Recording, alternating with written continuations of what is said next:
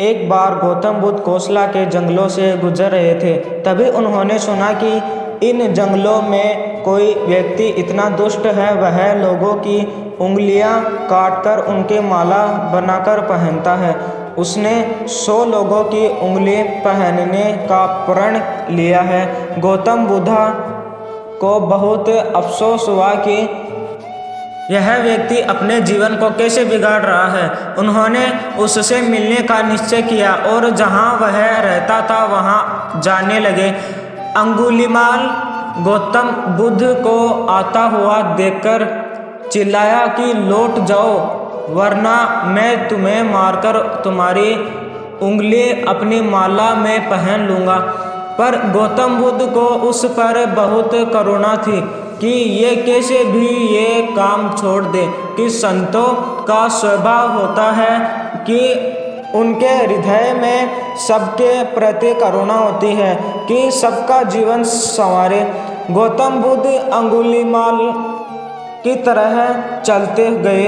अंगुलीमाल को बड़ा आश्चर्य हुआ कि लोग मुझसे दूर भागते हैं। ये मेरे मना करने पर भी मेरे पास आ रहे हैं। इन्हें मुझसे डर भी नहीं लग रहा। तभी अंगुलीमाल से गौतम बुद्ध ने कहा कि तुम मुझे मारना चाहते हो तो मार देना, पर पहले मेरे एक सवाल का जवाब दो।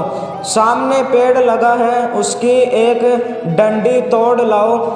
अंगुलीमाल सामने से पेड़ की डंडी तोड़ लाया। तभी गौतम बुद्ध ने कहा, अब इस डंडी को पेड़ में जोड़ आओ। अंगुलीमाल ने कहा, ऐसा कैसे हो सकता है? गौतम बुद्ध ने कहा, कोशिश करो, हो जाएगा। अंगुलीमाल ने कोशिश की पर डंडी पेड़ से नहीं जुड़ी।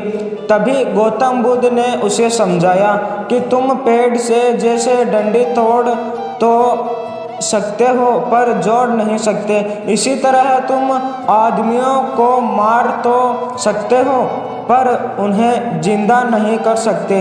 अंगुलीमाल का इस वचन का बहुत प्रभाव पड़ा और उसने लोगों को मारना छोड़ दिया और गौतम बुद्ध का शिष्य बन गया। एक ईमानदार लड़का। एक गांव में एक लड़का रहता था। उसके घर की आर्थिक स्थिति ठीक नहीं थी।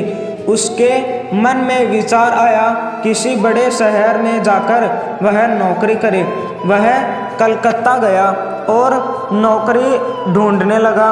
बहुत खोज के बाद उसे एक सेठ के घर में नौकरी मिल गई। नौकरी 6 आने रोज की थी। काम था सेठ को रोज 6 घंटे अखबार और किताब पढ़कर सुनाना। लड़के को नौकरी की ज़रूरत थी तो उसने वह नौकरी स्वीकार कर ली। एक दिन की बात है, लड़के को दुकान के कोने में 100 के 8 नोट पड़े मिले। उसने चुपचाप उन्हें अखबार और किताबों से ढक दिया। दूसरे दिन रुपयों की खोजबीन हुई। लड़का सुबह जब दुकान पर आया तो उससे पूछा गया। लड़के ने तुरंत ही प्रसन्नता से रुपए निकालकर ग्राहक को दे दिए। वह बहुत ही खुश हुआ। लड़के के ईमानदारी से सबको बहुत प्रसन्नता हुई। सेठ भी लड़के से बहुत खुश हुआ। सेठ ने लड़के को पुरस्कार देना चाहा तो लड़के ने लेने से मना कर दिया। लड़के ने कहा, सेठ जी, मैं आगे पढ़ना चाहता हूँ पर पैसों के अभाव ने पढ़ नहीं पा रहा, आप कुछ सहायता कर दे। सेठ ने लड़के की पढ़ाई का प्रबंध कर दिया। लड़का बहुत मेहनत से पढ़ता गया। यही लड़का आगे चलकर बहुत बड़ा साहित्यकार बना। इसका नाम था राम नरेश त्रिपाठी। हिंदी साहित्य में इनका बहुत बड़ा योगदान है। ईमानदार मनुष्य ईश्वर की सर्वोत्तम रचना है। वीडियो अच्छा लगा हो तो लाइक करें, सब्सक्राइब करें और अपने दोस्तों में शेयर करें।